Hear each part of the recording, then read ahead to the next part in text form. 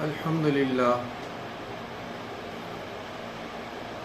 للہ رب العالمین والعاقبۃ للمتقین الصلاۃ والسلام علی سید الانبیاء والمرسلین وعلی آلہ الطیبین الطاہرین والہادیین المہدیین اما بعد فقد قال اللہ تبارک وتعالی فی القرآن المجید والفرقان الحمید فاعوذ باللہ من الشیطان الرجیم بسم اللہ الرحمن الرحیم فتلقى آدم من ربہ کلمات فتاب علیہ انہ هو التواب الرحیم۔ پھر سیکھ لیے آدم نے اپنے رب سے کچھ کلمے تو اللہ نے اس کی توبہ قبول کی، بے شک وہی بہت توبہ قبول کرنے والا مہربان ہے۔ اس آیت کا گزری ہوئی آیتوں سے چند طرح تعلق ہے۔ ایک یہ کہ اس میں بھی خدا کی اس ایک نعمت کا ذکر ہے جو آدم علیہ السلام کے ذریعے سب انسانوں پر گئی، یعنی توبہ کی قبولیت۔ خیال رہے کہ عیسائیوں و آریوں وغیرہ کفار کے ہاں توبہ کا مسئلہ نہیں۔ عیسائی تو کہتے ہیں کہ ہم کو کوئی گناہ مضر نہیں، نقصان دہ نہیں، ہمارا کفارہ مسیح کو سولی ہو چکی۔ آریہ وغیرہ کہتے ہیں کہ کسی گناہ کی معافی نہیں، سزا ضرور بھگتنی پڑے گی۔ ان دونوں مسئلوں میں انسان گناہ پر دلیر ہوتا ہے۔ معافی کا یقین اور معافی سے مایوسی جرم کراتی ہے۔ خوف و امید گناہ سے روکتے ہیں۔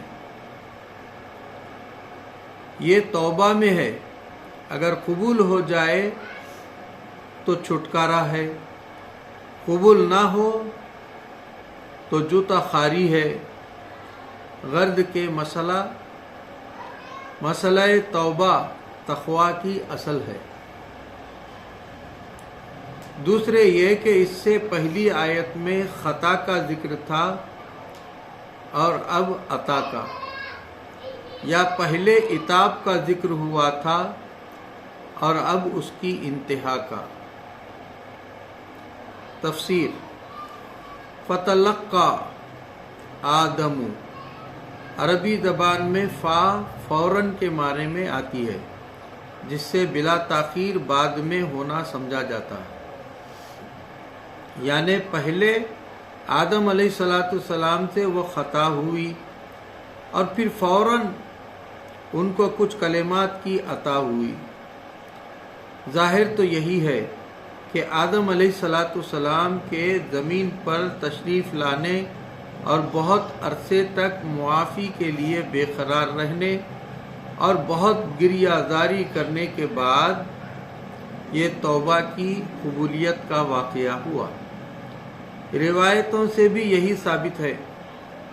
چنانچہ روایت میں آتا ہے کہ آدم علیہ السلام نے زمین پر اگر 300 برس تک شرم کی وجہ سے آسمان کی طرف سر نہ اٹھایا اور اس قدر روئے کہ آپ کے آنسو تمام زمین والوں کے آنسوؤں سے زیادہ ہیں، تب کچھ دعائیہ کلمے انہیں یاد آئے۔ اس صورت میں یا تو یہ فا ثم کے معنی میں ہے تو معنی آیت کے یہ ہوں گے کہ پھر بہت عرصے بعد توبہ قبول ہونے کا واقعہ ہوا، یا اس آیت سے پہلے ایک پورا مضمون محذوف مانا پڑے گا، یعنی آدم علیہ السلام को नीचे आने का हुक्म मिला, पस वो नीचे आए और कई 100 साल तक परेशान रहे। जब ये सब गिरियावजारी कर चुके तब फौरन उनकी तौबा कबूल हुई। बाद ने फरमाया कि फौरन रब ताला के नज़दीक था, ना कि दुनिया के लिहाज से। यहाँ 300 साल गुजर चुके थे, मगर रब के नज़दीक एक आन थी। यहाँ के 1000 साल वहाँ का एक दिन है, बल्कि दुनिया में भी हर एक का फौरन मुख्तलिफ होता है। आराम से सोने वाला रात को आन महसूस करता है, बेचैनी में गुजारने वाला उसी रात को 1 साल समझता है। बाज़ उलमा फरमाते हैं कि क़बूल तौबा का वाक़या जन्नत ही में हो चुका था और आदम अलैहिस्सलाम क़बूल तौबा के बाद ज़मीन पर तशरीफ़ लाए, तफसीर रूहुल बयान। और दुनिया में आकर उनका गिरियावजारी फरमाना जन्नत और हज़रत हव्वा के फ़िराक़ में हुआ, मगर यह कौल ज़ईफ़ है। जब तौबा कबूल हो चुकने के बाद ज़मीन पर तशरीफ़ लाए तो फिर बीवी से अलहदगी कैसी और परेशानियां कहाँ? यानी रब ताला माफ़ी देकर किसी को बिला वजह परेशानी में नहीं डालता। सूफिया किराम इस रोने के कुछ और असरार बयान करते हैं, जिसको हम तफसीर सूफियाना में बयान करेंगे। तो आयत के माना ये हुए कि जब उन्हें जन्नत से नीचे आने का हुक्म हुआ तब उनकी तौबा कबूल होने का वाक़या भी हो गया। फिर उसके बाद ज़मीन पर तशरीफ़ लाए। इस सूरत में फ़ा अपने माने में रही और आइंदा जो दूसरा इहबितु आ रहा है उसने अलहदा माने दिए। और इस सूरत में आदम अलैहिस्सलाम का ज़मीन पर आना ख़ता की बिना पर ना रहा, बल्कि अताए खिलाफत के लिए। फ़तलक़्क़ा तलक़ीन से बना है, जिसके माना है मिलना, किसी चीज़ का पाना, हासिल करना। यहाँ तीनों माने बन सकते हैं। आदम अलैहिस्सलाम दुआया कलमे हज़रत आदम और हज़रत हव्वा दोनों को अता हुए थे, लेकिन सिर्फ आदम अलैहिस्सलाम का जिक्र हुआ, क्योंकि औरतें मर्दों की ताबे होती हैं। इसीलिए कुरान करीम के अक्सर अहकाम मर्दों के खिताब से हैं, औरतें इसमें तबन दाखिल हैं। मिर रब्बी ही, इससे मालूम हो रहा है कि बातें रब की तरफ से सिखाई गई थी, या तो बतौर इल्हाम या बतरीक़े वही। अगर इल्हाम था तो हज़रत आदम व हव्वा दोनों को हुआ, और अगर बतरीक़े वही था तो आदम अलैहिस्सलाम पर वही आई और उन्होंने वो वही हज़रत हव्वा को सुनाई। इस सूरत में आदम अलैहिस्सलाम ने पहले तौबा की, हज़रत हव्वा ने बाद में। कलिमातिन, इसमें 2 क़िरातें हैं। कलिमात ता को पेश और ज़ेर, यानी आदम अलैहिस्सलाम ने कलमे पा लिए या उन कलमों ने आदम अलैहिस्सलाम को पा लिया। वो कलमे क्या थे? उन्हें कुरान करीम ने दूसरी जगह खुद बयान फरमाया है। रब्बना ज़लमना अनफुसना व इल्लम तग़फिर लना व तरहमना लनकूनन्ना मिनल खासिरीन। मगर तफसीर अजीज़ी और तफसीर ख़ज़ाइनुल इरफ़ान और तफसीर रूहुल बयान ने तिबरानी, हाकिम, अबू नईम और बहीक़ी की रिवायत नकल की कि सैयदना उमर फ़ारूक रज़ी अल्लाह ताला अन्हु और हज़रत अली मुर्तज़ा रज़ी अल्लाह ताला अन्हु ने इरशाद फरमाया कि हुज़ूर सल्लल्लाहु ताला अलैहि वसल्लम इरशाद फरमाते हैं कि जब आदम अलैहिस्सलाम की परेशानी इंतहा को पहुंच चुकी तो उनको एक दिन याद आया کہ میں نے اپنی پیدائش کے وقت عرش اعظم پر لکھا دیکھا تھا کہ لا الہ الا اللہ محمد رسول اللہ، جس سے معلوم ہوا کہ محمد الرسول اللہ کا وہ درجہ ہے کہ ان کا نام عرش اعظم پر رب کے نام کے ساتھ لکھا ہوا ہے۔ تدبیر یہی ہے کہ انہی کے وسیلے سے دعائے مغفرت کروں۔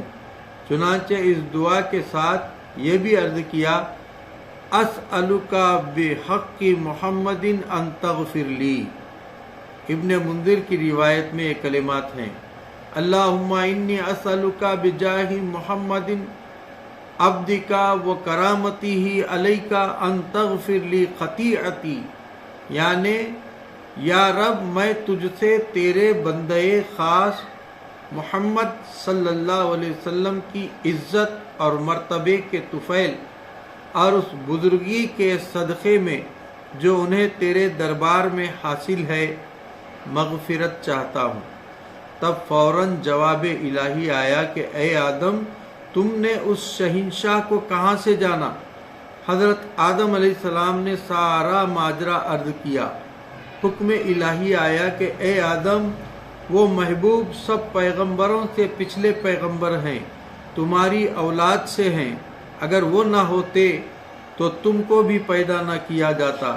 فتاب علیہ، تابا توب سے بنا ہے جس کے معنی ہے لوٹنا اور رجوع کرنا۔ بندے کی توبہ ہے گناہ سے اطاعت کی طرف رجوع کرنا، اور حق تعالی کی توبہ ہے سزا سے مغفرت کی طرف رجوع کرنا، رجوع فرمانا۔ لہذا توبہ رب کی بھی صفت ہے اور بندے کی بھی، مگر علیحدہ علیحدہ معنی ہیں۔ بندے کی مکمل توبہ یہ ہے کہ گزشتہ گناہوں سے شرمندہ ہو اور فی الحال وہ گناہ چھوڑے اور آئندہ اس گناہ سے بچنے کا عہد کرے۔ اگر حقوق سے توبہ کرتا ہے تو ان کو ادا بھی کرے، مثلا نمازیں رہ گئی ہیں تو ان کی قضا کر ڈالے، اگر کسی کا قرض ہے تو ادا کر دے۔ خیال رہے کہ توبہ کے کچھ ارکان ہیں، کچھ شرطیں، کچھ مستحبات، اور نماز روزے کی طرح توبہ کا بھی ایک وقت ہے۔ اس کی تفصیل انشاءاللہ کسی اور مقام پر بیان کریں گے۔ انہ هو التواب الرحیم، اس میں اللہ کی دو صفتوں کا ذکر ہے، ایک تواب دوسرا رحیم۔ تواب کے معنی ہے بہت توبہ قبول فرمانے والا۔ اگر انسان ہزاروں بار توبہ کرے اور پھر غلطی سے گناہ صادر ہوتا رہے تب بھی اس کی توبہ قبول ہوتی رہتی ہے۔ نیز وہ خود ہی توبہ کی توفیق دیتا ہے اور اس کے اسباب جمع فرماتا ہے۔ رحیم کے معنی بسم اللہ کی تفسیر میں ہم بیان کر چکے ہیں۔ خلاصہ تفسیر، جب آدم علیہ السلام جنت سے باہر زمین پر تشریف لائے تو ایک دم بہت سی مصیبتوں میں گرفتار ہو گئے۔ جنت سے چھوٹنے کا غم، اپنی بیوی حوا کی جدائی، اپنی وحشت اور تنہائی، پھر رب تعالیٰ کا عتاب۔ اس عتاب کی وجہ سے سخت پریشانی تھی۔ اس پریشانی میں 300 سال تک اس قدر روئے کہ ان کی مثال دنیا میں نہیں ملتی۔ 5 آدمی بہت روئے ہیں۔ ایک آدم علیہ السلام اپنی خطا پر، دوسرا یعقوب علیہ السلام فراق فرزند میں، تیسرا یحییٰ علیہ السلام خوف الہی سے، چوتھا حضرت فاطمۃ الزہرا حضور صلی اللہ علیہ وسلم کی وفات کے بعد، پانچواں امام زین العابدین واقعہ کربلا کے بعد۔ مگر ان تمام حضرات میں آدم علیہ السلام کی گریہ وزاری سب سے بڑھ کر ہے، کیونکہ 300 سال تک متواتر روئے ہیں۔ تفسیر عزیزی میں ہے کہ حضرت جبرائیل علیہ السلام کو بھی ان کی گریہ وزاری پر رونا آ گیا۔ انہوں نے بھی بارگاہ الہی میں آدم علیہ السلام کی سفارش اور شفاعت کی،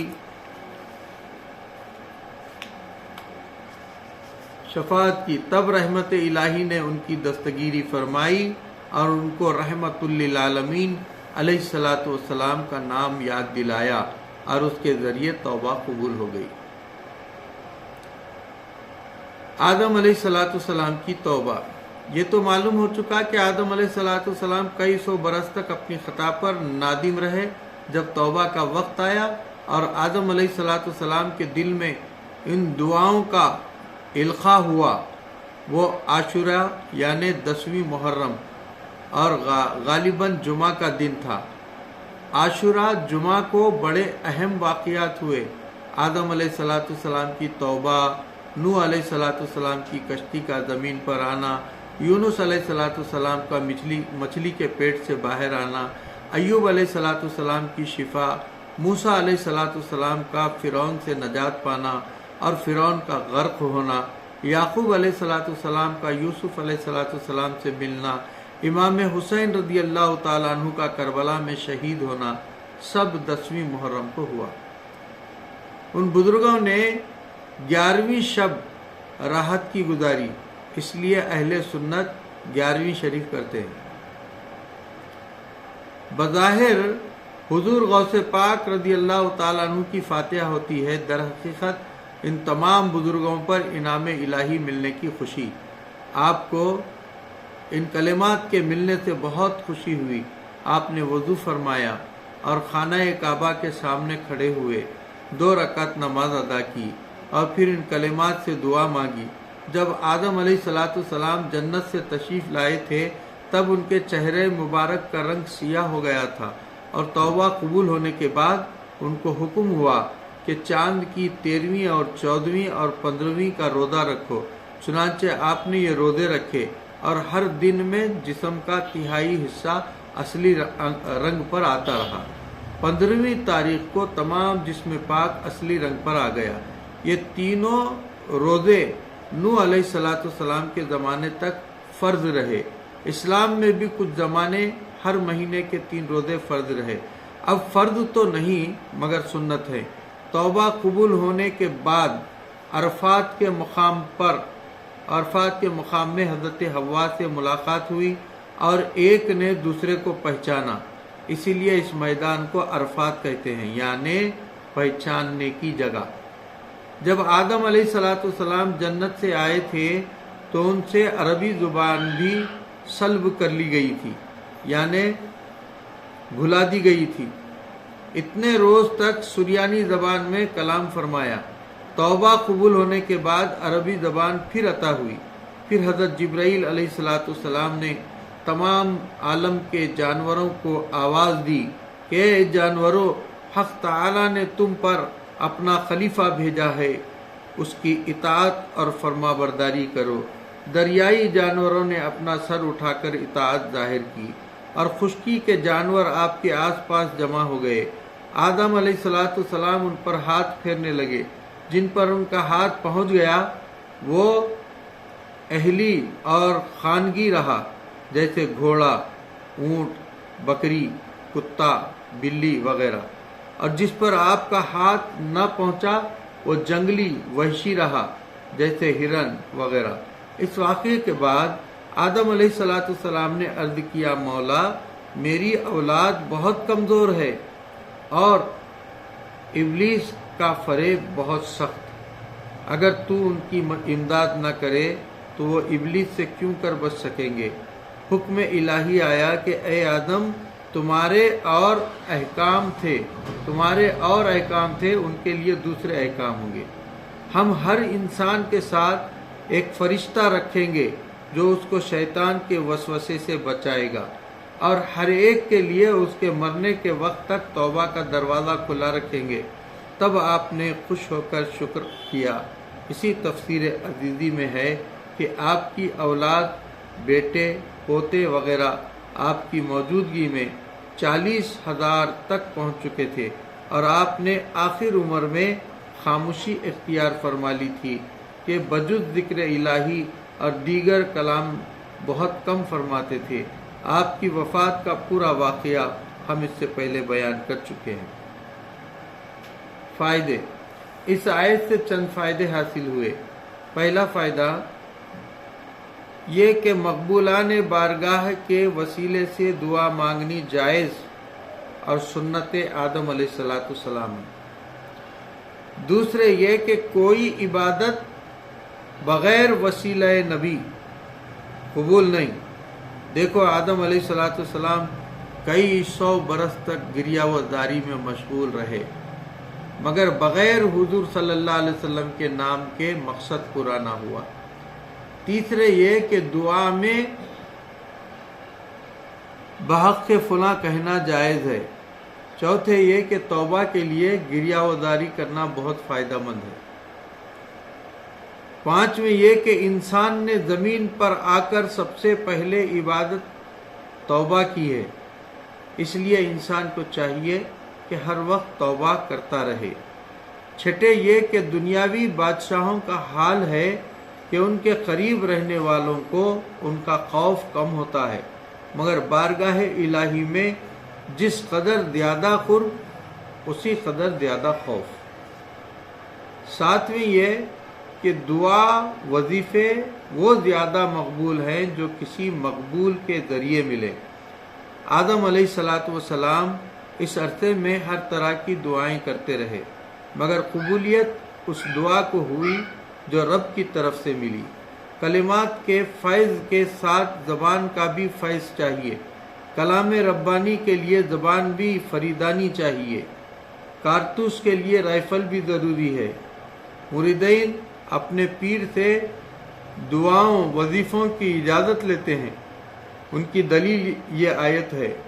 آٹھویں یہ کہ خطا ہم کر لیتے ہیں، بخشش کے لیے رب کرم فرماتا ہے۔ دیکھو خطا کی نسبت حضرت آدم علیہ السلام کی طرف کی گئی اور بخشش کی نسبت رب تعالیٰ کی طرف۔ تفسیر صوفیانہ۔ فرشتے ہمیشہ عبادت کرتے تھے، لیکن اب تک انہوں نے توبہ و گریہ وزاری کی عبادت کی تھی۔ سیدنا آدم علیہ السلام نے زمین پر آتے ہی یہی عبادت کی۔ جنت کا فراق، حضرت حوا کی جدائی تو رونے کا بہانہ تھا، در حقیقت اپنی محبت میں ان کو رلانا تھا۔ مجاز حقیقت کا پل ہے۔ حکایت، مثنوی شریف میں فرمایا کہ ایک بار مجنوں نے بارگاہ الہی میں عرض کیا، مولا تو نے مجھے عشق لیلا دے کر اس مصیبت میں کیوں ڈال دیا کہ تمام دنیا میں رسوا ہو گیا اور یہاں کی لذتیں اور عیش سب بھول گیا۔ جواب ملا، عشق لیلا نیست این کار منست، حسن لیلا عکس رخسار منست، خوش بیاید نالے شبہائے تو، ذوق ہا دارم بیار بہائے تو۔ اے دیوانے، یہ لیلا کا عشق نہیں ہے، وہ تو فقط ایک پردہ ہے۔ لیلا کا رخسار آئینہ جمال یار ہے، جس کے ذریعے تجھ کو اس کا دیدار حاصل ہوتا ہے۔ روح البیان شریف نے ایک مقام پر فرمایا کہ بظاہر یعقوب علیہ السلام فراق یوسف میں رو رہے تھے، مگر در حقیقت خالق یوسف کی محبت ان کو رلا رہی تھی، کیونکہ وہ کنعان میں بیٹھے ہوئے یوسف علیہ السلام کا ہر حال دیکھ رہے تھے۔ پھر ان کے لیے فراق کیسا؟ اس پر لطف مضمون کو انشاءاللہ ہم سورہ یوسف کی تفسیر میں بیان کریں گے اور اپنی کتاب جعل حق میں بھی بیان کر چکے ہیں۔ روایات میں ملتا ہے کہ ایک بار لیلا مجنوں کے پاس گئی اور کہا کہ میں ہی وہ لیلا ہوں جس کے فراق میں تو تڑپ رہا ہے۔ اس نے جواب دیا، تو میری لیلا کہاں سے آئی؟ تو ایک انسان ہے، غرض کے نام لیلا کا رہ گیا اور کام کسی اور کا۔ غرض کے قلب آدم علیہ السلام کو جب توبہ کے صابن سے صاف کر دیا گیا اور آنکھوں کے پانی سے اس کو خوب دھویا، تب رحمت الہی کی بارش ان پر ہوئی اور ان کو اپنا قرب عطا فرمایا۔ تفسیر روح البیان نے اس جگہ فرمایا کہ حضرت آدم علیہ السلام کے قلب میں محبت الہی کا تخم بویا گیا اور چشم کے پانی آنسوؤں سے اس کو سیراب کیا گیا، تو اس تخم کی پہلی شاخ ربنا ظلمنا انفسنا ظاہر ہوئی، اور اس شاخ پر توبہ کی کلیاں نمودار ہوئیں، جس سے ہدایت کا پھول کھلا، اجتباع معرفت کا پھل حاصل ہوا، جسے قرآن کریم نے فرمایا ثم اجتباہ ربہ فتاب علیہ وہدی قُلْنَا اهْبِطُوا مِنْهَا جَمِيعًا فَإِمَّا يَأْتِيَنَّكُم مِّنِّي هُدًى فَمَن تَبِعَ هُدَايَ فَلَا خَوْفٌ عَلَيْهِمْ وَلَا هُمْ يَحْزَنُونَ۔ ہم نے فرمایا تم سب جنت سے اتر جاؤ، پھر اگر تمہارے پاس میری طرف سے کوئی ہدایت آئے تو جو میری ہدایت کا پیرو ہوا اسے نہ کوئی اندیشہ اور نہ کچھ غم۔ اس آیت کا پہلی آیتوں سے چند طرح تعلق ہے۔ ایک یہ کہ اس میں بھی اس ایک نعمت کا ذکر ہے جو آدم علیہ السلام کے ذریعے انسانوں کو ملی، یعنی ان کا زمین پر تشریف لانا، پھر زمین میں احکام الہی کا آنا، ان کی وجہ سے مومن و کافر میں فرق ہونا۔ دوسرے یہ کہ اس سے پہلے کی آیت میں اس خطا کا ذکر ہوا جو آدم علیہ السلام کو بہشت سے زمین پر لائی۔ اب ان نیک عملوں کا ذکر ہو رہا ہے جو کہ پھر ان کو اور ان کی اولاد کو زمین سے جنت میں پہنچائیں گی۔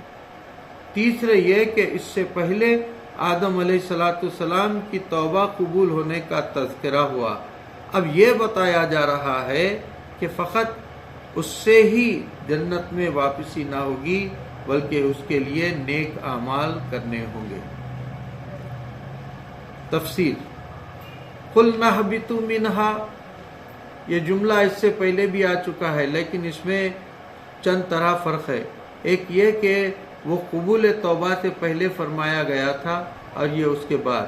اگر جنت ہی میں توبہ ہوئی تھی جیسا کہ بعض علماء فرماتے ہیں تو جنت ہی میں دو بار اتر جانے کا حکم دیا گیا، بعد میں توبہ قبول ہوئی، پھر فرمایا گیا کہ اگرچہ توبہ تو قبول ہوئی مگر اترنا ضرور پڑے گا، لہذا پہلا اہبتو آدم علیہ السلام کے علم کے لیے تھا اور دوسرا عمل کے لیے۔ اور اگر زمین پر توبہ قبول ہوئی جیسا کہ روایت سے ثابت ہے تو اس کا مطلب یہ ہوا کہ تم زمین میں ہی رہو جہاں تم کو اتارا گیا، کیونکہ اب تمہاری بعض اولاد جنت میں آئے گی اور بعض نہ آئے گی، کیونکہ اگر بغیر عمل ہی جنتیوں کو جنت میں بلایا جائے تو دوزخیوں کو اعتراض کرنے کا موقع ملے گا، لہذا عمل کر کے آؤ۔ دوسرا فرق یہ ہے کہ پہلے اہبتو میں سارے اترنے والوں کو خطاب تھا، لیکن یہاں صرف اولاد آدم علیہ السلام کو، کیونکہ آگے احکام کا ذکر ہے جس سے سانپ اور مور وغیرہ علیحدہ ہیں۔ تیسرا فرق یہ ہے کہ اس اہبتو کے ساتھ عداوت کی تکلیف وغیرہ کا ذکر تھا، جس سے معلوم ہوا تھا کہ زمین تکلیف کی جگہ ہے۔ اس اہبتو کے ساتھ رب کے احکام کا ذکر ہے اور یہ بتایا جا رہا ہے کہ جو کوئی دنیا میں رہ کر ہماری فرما برداری کرے گا وہ وہاں کے خوف و غم سے محفوظ رہے گا۔ چوتھا فرق یہ ہے کہ اہبتو میں حق تعالیٰ سے دور ہونے کا ذکر تھا اور یہاں اس سے قرب کا، یعنی دنیا میں رہو لیکن ہماری اطاعت کرو گے تو وہاں یعنی ہم سے قریب ہی رہو گے۔ بہرحال دوبارہ اس کا ذکر بیکار نہیں ہے۔ جمیعاً اس سے معلوم ہوتا ہے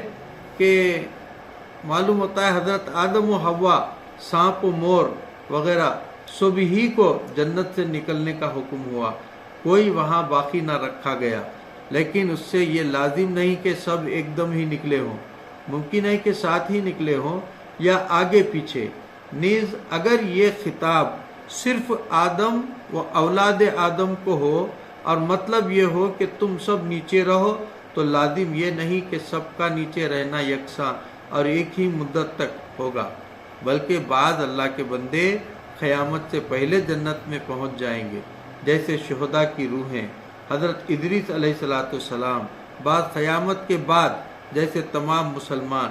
فَإِمَّا يَأْتِيَنَّكُمْ، لفظ اما ان شرطیہ اور ما زائدہ سے بنا ہے، اس کا استعمال شک کے موقع پر ہوتا ہے، اور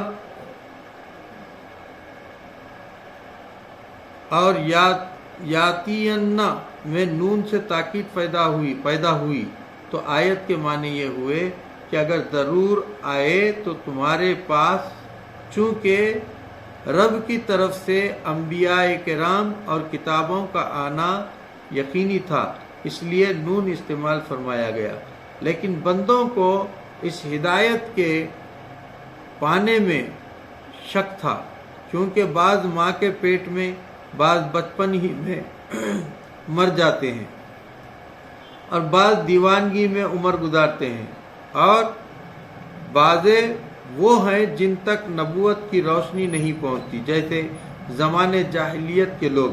ان کے لحاظ سے بطریق شخص اما ارشاد ہوا، یعنی رب کی طرف سے ہدایت تو ضرور آئے گی، لیکن اگر تم اس کو پاؤ تو تم اطاعت کرنا۔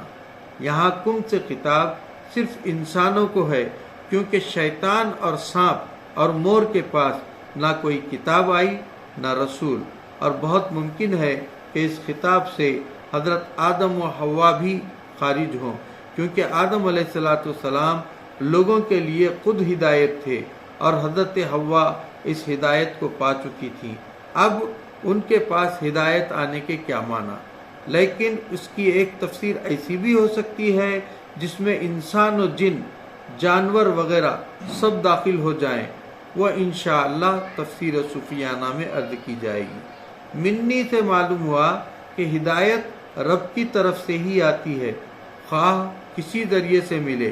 فرشتے بلا واسطہ پاتے ہیں، انبیاء اکرام کبھی فرشتوں کے ذریعے سے، کبھی بلا واسطہ صحابہ اکرام انبیاء کے ذریعے سے، وہ ان کے بعد کے لوگ علماء و مشائخ کے ذریعے، غرض کے ابتدا ایک مگر انتہا میں فرق۔ اس سے یہ بھی معلوم ہوا کہ جو باتیں شیطان کی طرف سے آئیں وہ نہ ہدایت ہیں اور نہ ان کی اطاعت فائدہ مند۔ ہدا یہ مصدر یا تو اپنے ہی معنی میں ہے یا اس میں فاعل کے معنی میں، یعنی اگر تمہارے پاس ہدایت آئے یا ہدایت دینے والی چیزیں آئیں، جیسے کہ انبیاء اکرام، آسمانی کتابیں اور پیغمبروں کی شریعتیں، فمن تبع ہدایا، اس جگہ بجائے ضمیر کے لفظ ہدایت ارشاد ہوا، یعنی تبع نہ فرمایا، کیونکہ پہلی ہدایت میں اور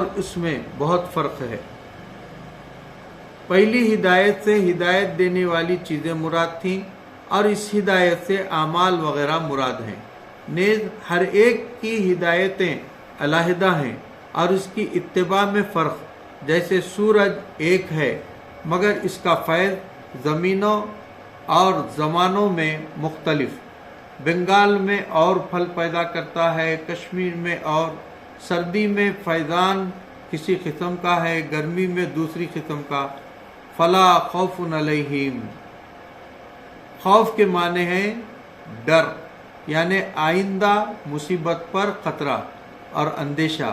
اس سے معلوم ہوا کہ جو ہدایت پر قائم رہے اسے یا تو موت کے وقت یا قیامت کے دن یا قبر میں کوئی خوف نہ ہوگا، یا دنیا اور آخرت میں ان کے لیے کوئی حقیقتاً خوف کی بات نہ ہوگی۔ خیال رہے کہ خوف دو قسم کا ہوتا ہے، ایک فائدہ مند اور دوسرا نقصان دہ۔ رب کا، پیغمبر کا، قیامت کا، جہنم کا خوف فائدہ مند ہے، جس سے کہ ایمان اور تقوی حاصل ہوتا ہے، مگر رب کے مقابلے میں مخلوق کا خوف، جس کی وجہ سے انسان رب کی اطاعت نہ کر سکے، نقصان دہ ہے۔ سردی کے خوف سے نماز چھوڑ دی جائے، بے دینوں کے ڈر سے تبلیغ بند کر دی جائے، یہ نقصان وہ خوف ہے، اور یہاں اسی خوف کی نفی ہے، کیونکہ الا نقصان کے لیے آتا ہے، یعنی ان کے لیے وہ خوف نہیں جو ان پر وبال بن جائے۔ رہا خوف الہی جس کو خشیت کہتے ہیں، یہ تو ان کو اعلیٰ درجے کا حاصل ہوتا ہے۔ نیز سانپ، بچھو وغیرہ موذی جانوروں سے ڈرنا بھی اس میں داخل نہیں، کیونکہ یہ خوف بھی مضر نہیں ہے۔ موذی چیزوں سے خوف ایذا ہوتا ہے، جس کا نتیجہ نفرت ہے۔ رب تعالی اور اس کے رسول سے خوف ہیبت ہے، جس کا نتیجہ اطاعت ہے۔ موسیٰ علیہ السلام کو فرعون اور اس کی قوم سے ڈر ہوا۔ جب پہلی بار عصا سانپ بنا تو ڈر ہوا، یہ خوف ایذا تھا، جس کی بنا پر آپ کو ان سے نفرت ہو گئی۔ وہ خوف اس آیت کے خلاف نہیں، یا مطلب اس کا یہ ہے کہ ان کے لیے حقیقتاً کوئی خوف کی چیز نہیں ہے، یعنی اگرچہ وہ دل میں ڈریں لیکن ڈر کی کوئی چیز نہیں ہے۔ جیسے کہ وکیل مدعی سے کہتا ہے کہ تمہیں اس مقدمے میں کوئی خوف نہیں، اس کا مطلب یہی ہے کہ تم پر کوئی ایسی آفت آنے والی ہی نہیں جس کا کوئی اندیشہ ہو، نہ یہ کہ تمہارے دل میں خوف نہیں۔ اسی لیے لا خوف فرمایا، نہ کہ لا یخافون ولا هم یحزنون۔ حزن سے بنا ہے، جس کے معنی ہے غم اور افسوس، یعنی یہ اللہ والے یا موت کے وقت یا قبر و حشر میں غم نہ کریں گے، کیونکہ دنیا سے کامیاب آئے ہیں، کما کر لائے ہیں۔ یہ مطلب ہے کہ وہ دنیا و آخرت میں دنیاوی نفعوں کے حاصل نہ ہونے پر غم نہیں کرتے، کیونکہ ان کی نگاہ میں دین ہوتا ہے۔ یا یہ مطلب ہے کہ ان کو وہ غم نہ ہوگا جو کفار اور فاسقوں کو ہوگا۔ خلاصہ تفصیل: آدم و حوا علیہ السلام جب جنت سے چلے تو اب انہیں یہ خبر نہ تھی کہ آیا ہم ہمیشہ کے لیے جا رہے ہیں یا پھر کبھی بھی یہاں آنا میسر ہوگا، اور اس جگہ رہ کر بھی تعلق رب سے رہے گا یا نہیں۔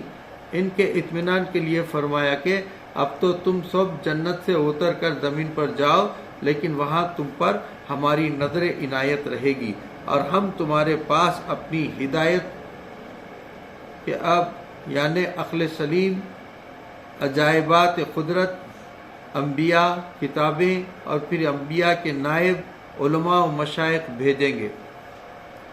دیکھو اس بار تم چوک گئے، آئندہ ایسا نہ کرنا۔ اسی غلطی سے سبق حاصل کرنا، جو ہماری ہدایت کے موافق عمل کرے گا تو اس کو نہ آئندہ کا خوف ہوگا اور نہ کبھی گزری عمر سے غم، بلکہ دونوں عالم میں شاد و خرم رہے گا۔ اسی لیے روایت میں ہے کہ قیامت کا دن بے دینوں کو پہاڑ سا معلوم ہوگا، یعنی بہت سخت اور دراز، لیکن نیکوکاروں کو ایسا محسوس ہوگا جیسے 4 رکعت پڑھنے کے بقدر وقت، کیونکہ یہ راحت میں ہوں گے، یعنی بہت سخت اور دراز، اور وہ تکلیف میں۔ اگرچہ روایت میں آتا ہے کہ قیامت میں ہر شخص کو افسوس ہوگا، بدکاروں کو نیکی نہ کرنے کا اور نیکوکاروں کو زیادہ نیکی نہ کرنے کا، مگر بدکاروں کا غم تکلیف دہ ہوگا۔ فائدے: اس آیت سے چند فائدے حاصل ہوئے۔ ایک یہ کہ دنیا میں نیک اعمال کرنے کے لیے انسان کو بھیجا گیا ہے، نہ کہ فقط کھانے پینے کے لیے۔ کھانا پینا تو اعمال کے لیے ہے۔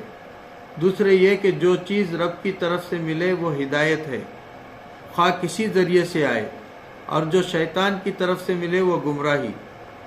تیسرے یہ کہ نیک اعمال سے دل مضبوط اور قوی ہو جاتا ہے کہ اس کی وجہ سے دنیا کے رنج و خوشی کا اثر نہیں لیتا، بلکہ ہر حالت اسے خدا کی طرف مائل کرتی ہے۔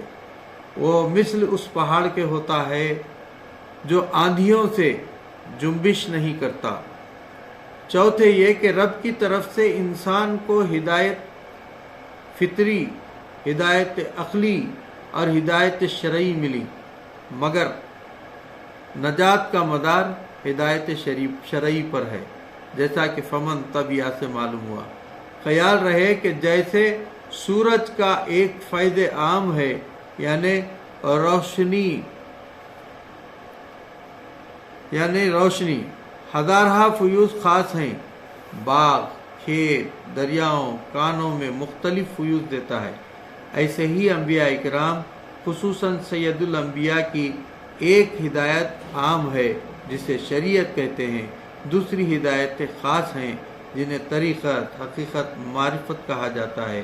حضور کے جسم کے احوال کا نام شریعت، دل کے احوال کا نام طریقت، روح کے احوال کا نام حقیقت اور سر کے احوال کا نام معرفت ہے۔ تفسیر صوفیانہ۔ جب رب نے آدم علیہ السلام کو زمین پر بھیجنے کی آزمائش میں مبتلا فرمایا تو ان کو تسلی دی کہ یہ امتحان اگرچہ بہت سخت ہے، مگر اس میں ممتحن کی طرف سے، یعنی امتحان دینے والے کی طرف سے چند طرح تمہاری اور تمہاری اولاد کی مدد فرمائی جائے گی، اور تم کو کامیاب ہونے اور اچھے نمبر لینے میں بہت مدد بھیجی جائے گی۔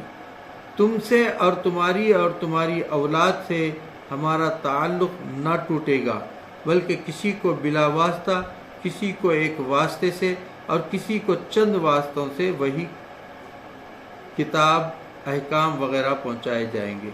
جس نے اپنے قلب میں آدم علیہ السلام کی طرح ہماری محبت کا تخم بویا اور اس کی توبہ و گریہ وزاری اور استغفار وغیرہ کے پانی سے پرورش کیا، یہاں تک کہ اس میں عبادت و اطاعت، معرفت وغیرہ کا پھل لگ گیا، تو ان کو کھیتی بگڑنے، اجڑنے کا خوف اور اس تخم کے خراب ہو جانے کا غم نہ ہوگا، یعنی نہ تو ان کا تخم فاسد ہوگا، نہ ان کی کھیتی برباد، اور دنیا کی کوئی مصیبت ان کے لیے نقصان دہ نہ ہوگی۔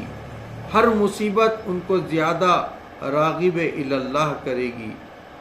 آب در کشتی ہلاک کشتی است، آب اندر دیر کشتی پستی است، کیونکہ ان کا دل ہماری محبت سے بھرا ہوگا، اس میں کسی بھی رنج و غم کی گنجائش نہ ہوگی۔